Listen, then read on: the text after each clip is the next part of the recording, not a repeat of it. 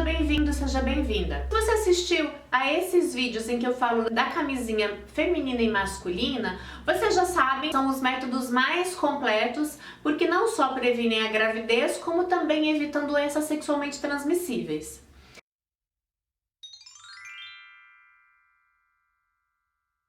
Mas se você realmente não for usar a camisinha ou preservativo, é importante que você conheça os métodos contraceptivos ou pelo menos algumas opções para você considerar e avaliar o momento em que você quer ou não ter filhos. Então vamos descomplicar?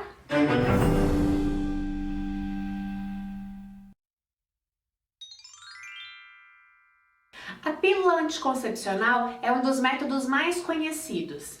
Ela consiste em você usar um comprimido por dia durante 21 dias, interromper o uso dos comprimidos por 7 dias, que é quando você vai ter o que seria uma menstruação, não é exatamente uma menstruação, mas tem um sangramento, e depois você volta novamente a tomar. O importante da pílula anticoncepcional é que você se lembre de tomá-la todos os dias, de preferência num horário fixo ou muito próximo, mas ela tem uma desvantagem não só em relação à necessidade de você não esquecer de tomar a pílula, que é em relação aos hormônios. Tem muitas pessoas, muitas mulheres que não se adaptam ao uso de hormônios porque tem efeitos colaterais.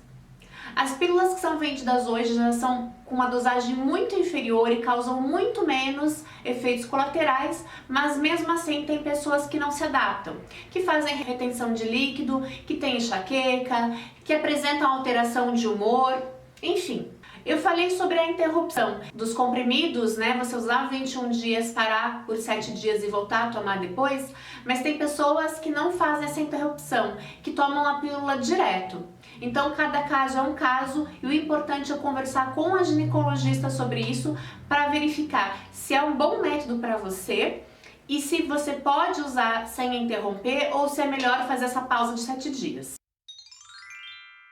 O diafragma é um método contraceptivo já não tão conhecido e ele é feito para impedir que os espermatozoides alcancem o óvulo e assim evitam a gravidez. Por isso ele é chamado de método de barreira. Vou mostrar aqui para vocês, aqui a vagina, né? Aqui seria o canal vaginal, aqui o útero. Então ele fica tampando o colo do útero de maneira que quando o homem ejacular, os espermatozoides não tenham acesso ao útero, não consigam chegar até o óvulo. Vou mostrar como é que ele se parece. Então é como se fosse uma borrachinha parecida com... como se fosse uma camisinha um pouquinho mais grossa. E tem essa borda que é bem firme. O diafragma é um método que você necessariamente precisa ir ao ginecologista ou ao ginecologista para poder fazer uso dele.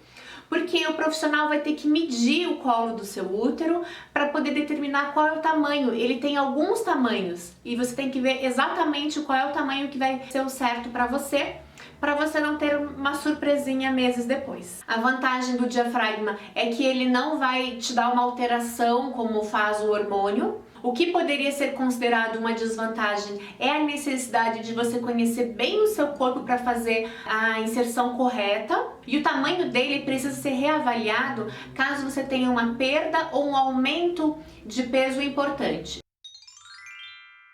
Essa é uma sigla que significa dispositivo intrauterino, naturalmente porque ele é colocado dentro do útero.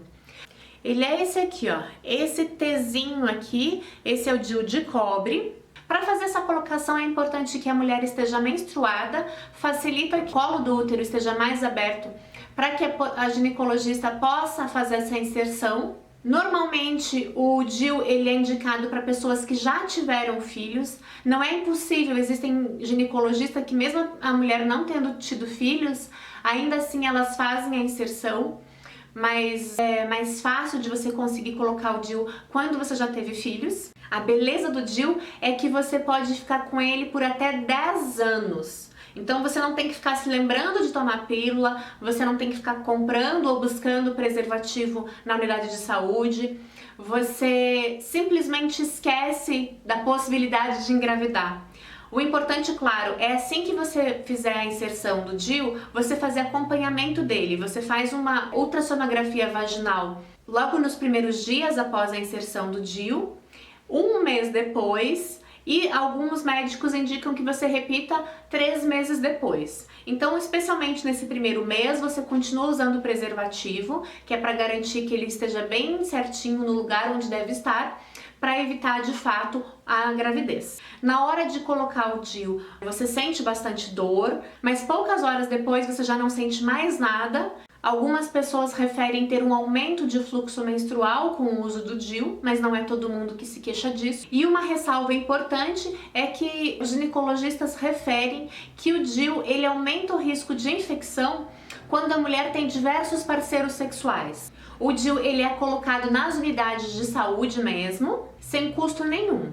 Existe também o DIU Mirena. Ele faz uma liberação de hormônio e aí as mulheres que usam não menstruam. Ainda falando sobre hormônios, a gente tem um injetável. Tem a vantagem de que o paciente tem que tomar a cada 3 meses. A desvantagem é quando a pessoa tá lá bem feliz no segundo, terceiro mês e esquece de tomar de novo e aí engravida. A contracepção de emergência, mais conhecida como a pílula do dia seguinte, ela deve ser usada de fato como uma contracepção de emergência. Ela tem muito hormônio e se você tomar isso com uma certa regularidade, vai causar um desequilíbrio no seu organismo, você pode se sentir mal, ter efeitos colaterais importantes. É um método importante em situações em que acontecem a ruptura da camisinha, quando você esqueceu de tomar a pílula e só se deu conta depois, mas é super recomendado que se deixem para essas ocasiões, para um imprevisto. Além disso, ela não é 100% eficaz.